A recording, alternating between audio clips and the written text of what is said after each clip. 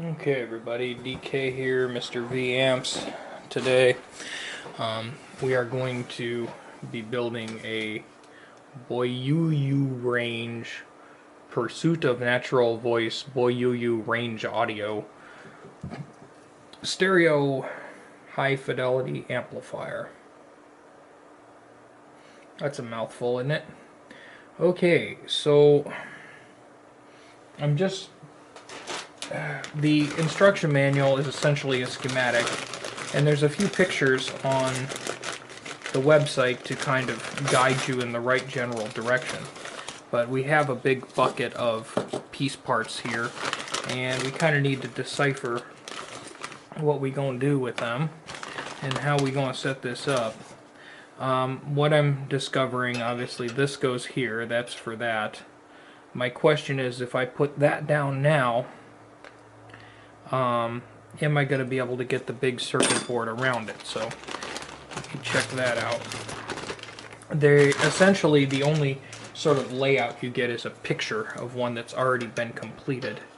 Okay, if I put that there and then I put this here, am I going to be able to get this off of there? Yes, I will. Okay, that's great. Okay, cool. That just makes life easier. I don't have to think as hard. So I think the first thing I'm going to do is to put in the tube sockets based on how the pictures on the website appear to go. So I will do that, and then we'll see you in a few minutes. Okay, first thing I've been discovered when attempting to install the tube sockets, there's a sort of recessed plate in here held on by 4 nuts, and you just want to take that out so you can reach the places to put your screws. Okay, so I've got the tube sockets in to match the picture. Now I'm going to put we have 2 capacitors, actually 3 capacitors, 1, 2, 3, and a resistor here. I'm going to put these on this board, and then we're going to stick this board in there. Okay, so I have, observing the polarity, I have mounted my 2 33 microfarad caps and soldered them down.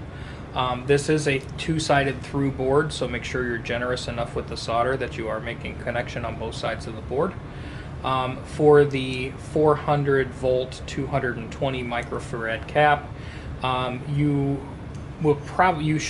their picture they showed it laid down, because if it sits up it potentially could butt against the bottom of this unit, so you need to lay it down and then using wires or extra leads connect it to the board there. You know, they use zip ties to hold it down, so I use zip ties to hold it down, and then that's an 8.2K resistor that goes there, and then we should be able to screw that to there. Okay, so I've installed the RCA jacks. You don't want these to actually make contact with the chassis, and there are 2 plastic washers in there. The one on the outside that has the collar is the one you want to use on the outside, and we've got that there. And then on the inside, I did not use the washer because they give you a little board to use here, and I ran all of the little grounding tabs to the middle of the board, soldered them together, and then ran a wire up to a grounding point here on the circuit board. So the idea is that these RCA jacks will ground to the circuit ground and not to the chassis. So I have my little beepy meter here. I can check for continuity between the 2 screws, and I do have it. Wish you could hear it. But if I check for my resistance here, we'll go to ohms. Just have to take my word for it. I have just a couple of ohms there. But if I come to the chassis and check each of these RCA jacks, I do not have continuity to these. However, to this ground plane, I should have continuity for all of them, and I do. 1, 2, 3, and 4. So you want to isolate the grounds from the chassis, but you want the grounds to, in this case, start together and follow up to the PC board grounding plane. There's a whole row of these across here. You can use whichever one you wish. And then after we do that, we need to install our switch, which is already mounted on this board, and it will conveniently place right over those inputs and allow you the switching function. So once you get those in, you got to kind of wiggle it a little bit, but it will sit right down over those 4 RCAs like that, and you can solder that in, and then you will have, you know, your channels here, your left and right respectively, left and right respectively, or I'm sorry, this would be the bottom, so it'd be right and the top would be left. Yep. So we probably need some kind of soldering on this video, right? Okay, so that's going to be left, that's going to be right. So we should probably do a little soldering here while you're watching me. Oh boy. Doing this with the camera in the way is always such an adventure. Try to get this hot enough. This is a big honking piece of machinery to be soldering on. Okay, 1.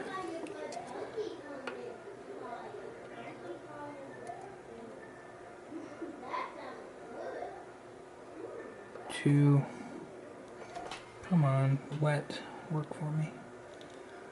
I really need to inspect these, and unfortunately having to keep my head out of the camera is not helping me much.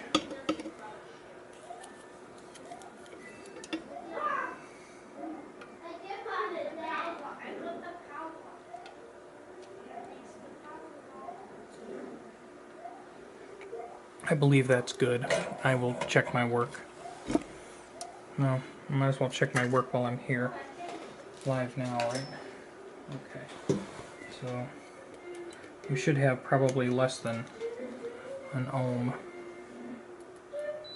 So I got my beeper on. If this is done correctly, with the switch in, I should have continuity from one of these two.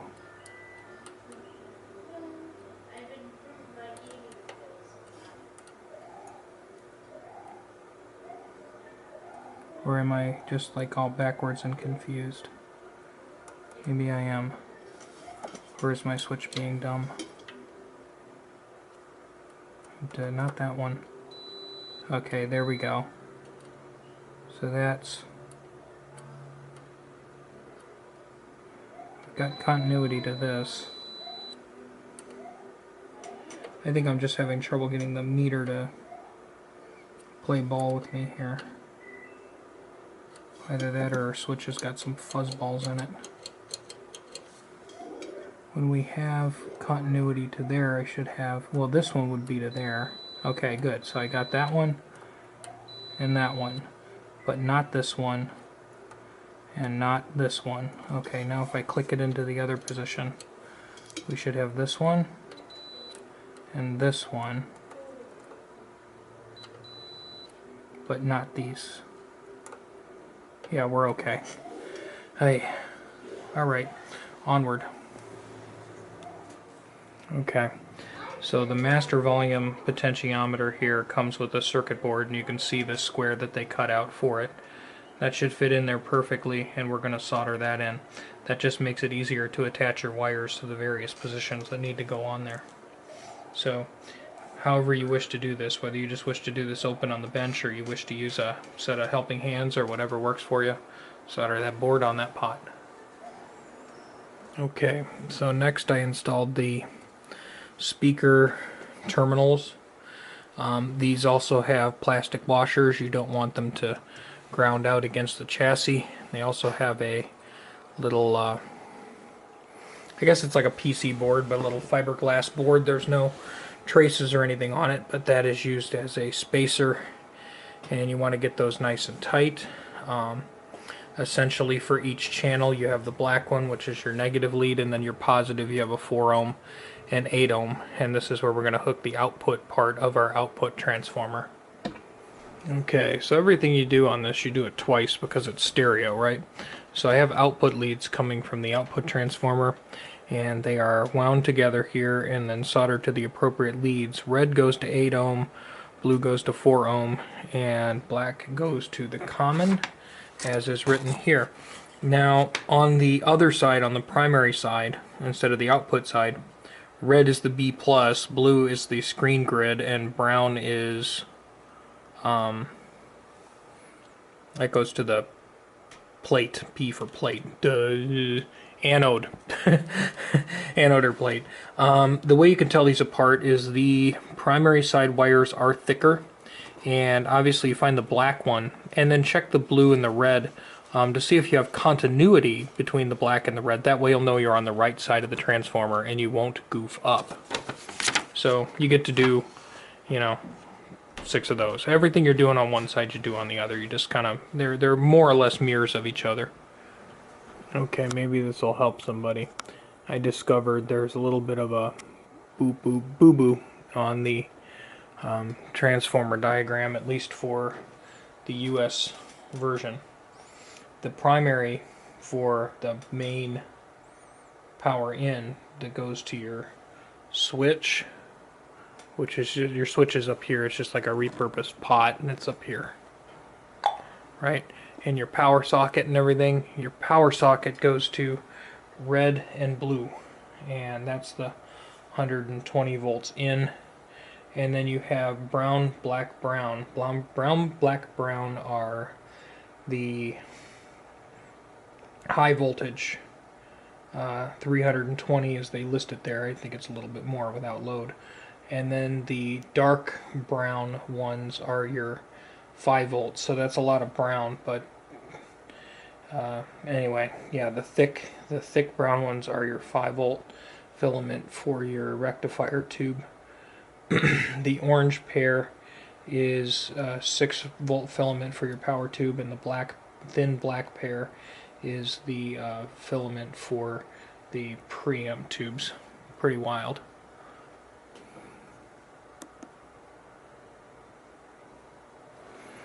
Okay, so welcome to another episode of You Can't Trust Your Diagram. A lot of the capacitor values here are different than what they are on this sheet, but the layout is correct. So on my rectifier tube, pins 8 and 2 are the filaments, and the DC comes off of pin 8. 4 and 6 are where we put our high voltage, and we ground the black center tap from the power plug. So this is our high voltage. The brown here, this brown is high voltage. These are going to the appropriate pins there. This brown is the filament voltage. It's wired to the appropriate pins 2 and 8. The high voltage comes off of here. There is a 33K resistor, and that goes right to that point on the circuit board which is marked for the 33K resistor. This actually comes down through the trace and ties into the choke, which is over here, and after the choke, that is where your B+ is for your 2 output transformers. That then goes through this 8.2K resistor and past some of the other filters. You know, it is laid out correctly, but the values are different. So we come off of there's our DC 33 ohm resistor. They mark it as 22 or 33. No, this is certainly bigger than that, but choke, and then 8.2K. So those are our different rails, and this is probably an older diagram before they revised the amp, and with the higher filter cap values, I'm sure this is probably quieter with less humming there. And it tells us what pin numbers to use for the two other windings here to do some filaments. Alright, that's where we're at. Okay, let's just try to review what we've done. The orange pair of wires go to the filaments, which on an EL34 they are pins 2 and 7. You can see I have those cream colored wires coming across, going to that tube, also on 2 and 7. Okay, the brown wire on the output transformer goes to the plate. That's pin number 3. The blue wire is the screen grid, and it goes through a 100 ohm resistor to pin 4. The 100 ohm resistor is connected to the wire there with the J-hook, and then shrink wrapped to go up to the pin.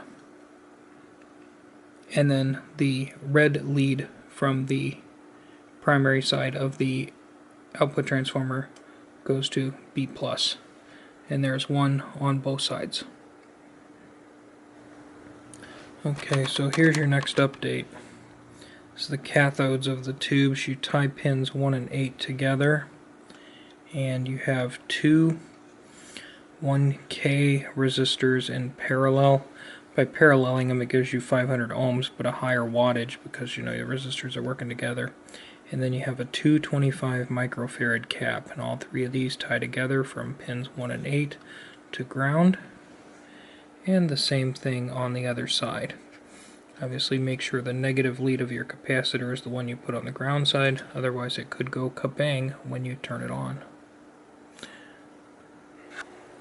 Okay, hopefully you can see it. On the preamp tubes, the pins 7 and 8 are the filament. Come on, focus. Focus. 7 and 8 are the filament. You can see the black wires that come from the transformer, and then we have these kind of navy wires that I'm running to the other tube. Okay, so I started wiring on the preamp, and let's look at our diagram here. On our preamp we have B2, which is the secondary voltage. B2 is off the power supply up here. See, after the 8.2K resistor. I found the point on the PC board that represents that just by doing some continuity testing. So we come off of B2, go through a 100K resistor. We tie the plates together, 2 and 5, tie them together.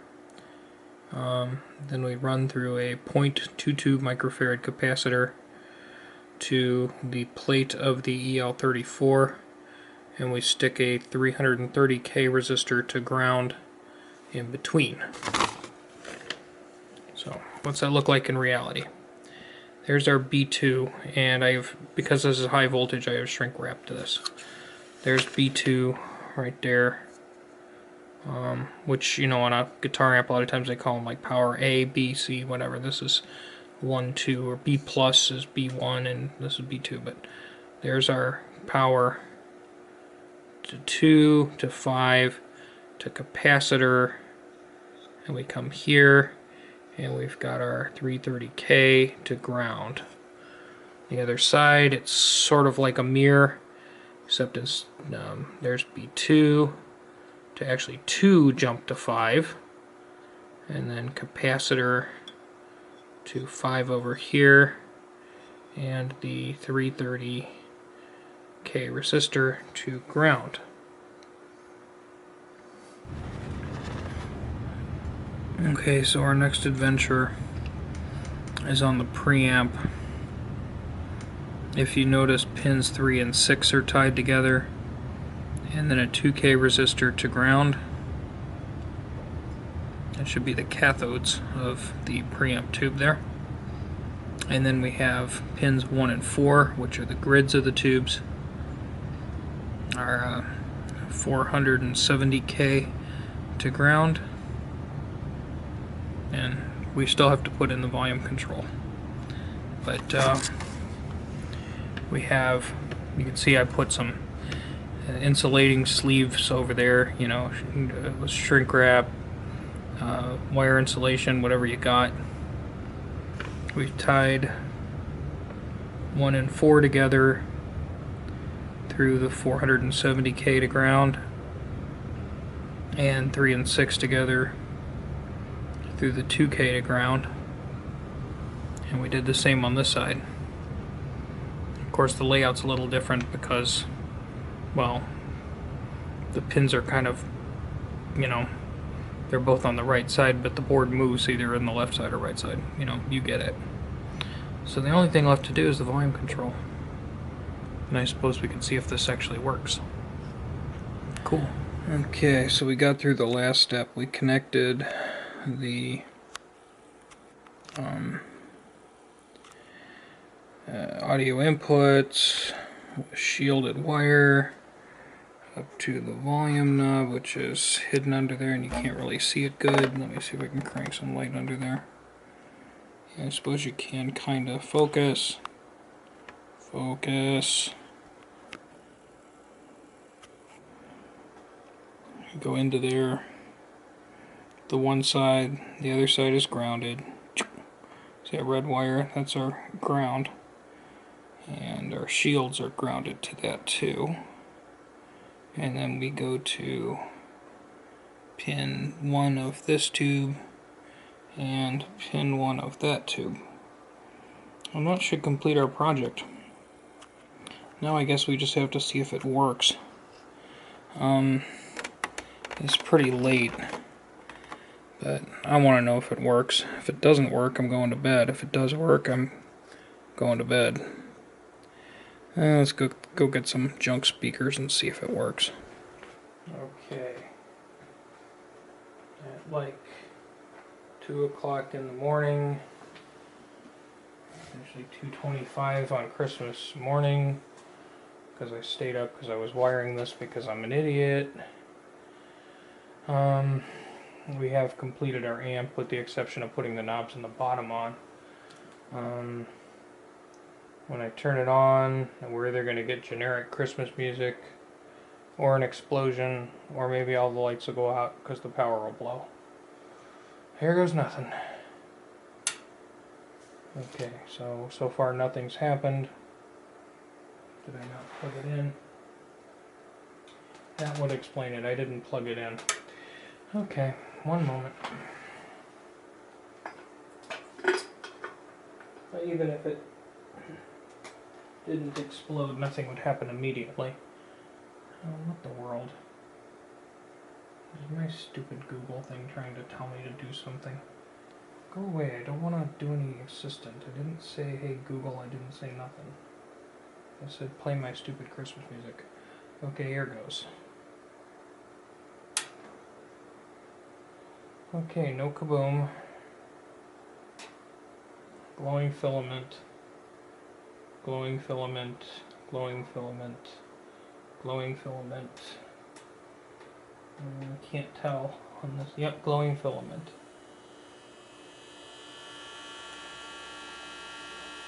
Making yucky buzzy noises. But it is playing Christmas music.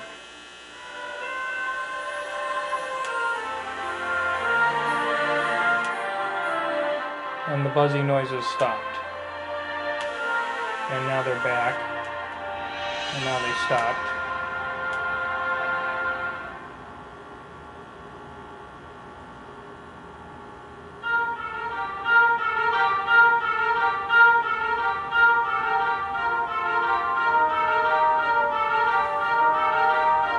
Let's see.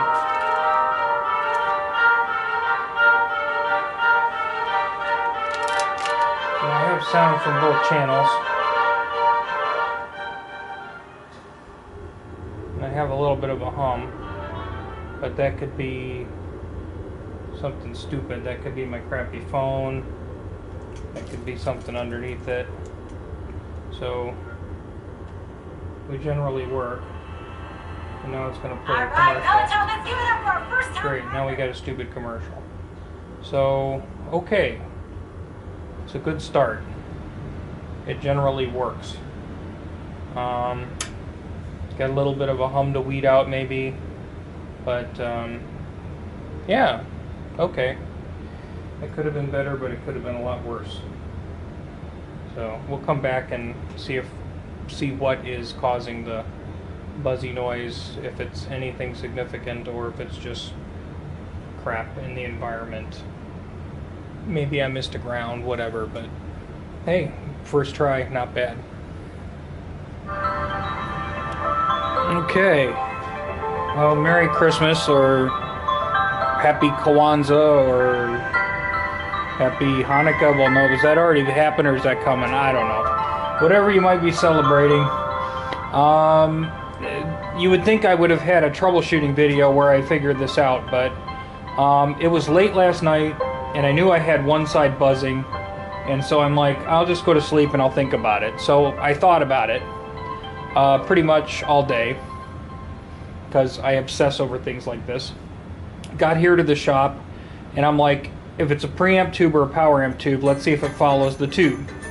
So I took my tubes and flipped them, and it moved. The buzzy that was over here, and this speaker moved over there. So that preamp tube, which is 6NPJ, I think, or whatever. This is a noisy tube. It's not a horrible tube. It will work to do other things. Like, I mean, if we ever built a guitar amp that needed this type of tube to do an oscillation or something, it'll work. It's not a bad tube, but it's a noisy tube. So I looked that tube up because it's obviously a Russian number that I don't have. It's equivalent to a 6SL7. So I looked in my junk bin, and I had two of them. They're old. I had a used RCA, and I had a used General Electric. And the General Electric tube is quiet, and the RCA one kind of hums a little bit. So we went with the GE, and the amplifier seems to be working properly. Because the volume is kind of ahead of the input, it kind of makes it's a little noisy-ish when you put them at 0, and that's kind of the nature of the beast. I've seen that with other guitar amps, but you know, I have acceptable gain levels here. I'm playing through crappy car speakers with no boxes, so I can't expect it to sound very good. And I'm playing it through a phone, and the phone makes weird, strange, oscillating, crappy noises. But considering that I'm giving this system probably the worst chance ever to work, and it seems to be performing okay, it looks like I wired the amp up correctly the first time, and I just need to put the knobs and the bottom on it and give myself a Merry Christmas. So thanks for hanging out in the shop with me. Sorry I didn't have an involved troubleshooting procedure, but tubes are tubes, and anytime you've got something that's, you know, pulling 15 watts, boosting, you know, what the equivalent of maybe 1 watt would be, up to 15 watts. Preamp tubes being noisy is so common. I mean, we saw it a couple days ago with a Fender guitar amp. We saw it with whatever. So these are EL34s. They're probably fine. We'll probably just get a good set of 6SL7s, or maybe I'll just look up some of these military 6NP things. You know, if they're $1 or $2, and then you can buy them super cheap. We'll buy 5 of them, find the quietest ones, stick them in there, and be merry. Now all we need is a phono preamp, and then we can listen to some records. But as it is, this will work on line level, so we can put like CD players and TVs and computers into it. But we'll need a phono preamp if we want a little more gusto. I looked for kits for that, and I didn't find any that really were turnkey enough. Okay, there are a lot of like do-it-yourself boards, you know, where you start from 0 and assemble a board, and then you have to make a chassis and all that. Too much. If it were like this, we'd be building that too. But we'll see y'all in a couple days. Thanks for watching. Merry whatever you're having. Peace.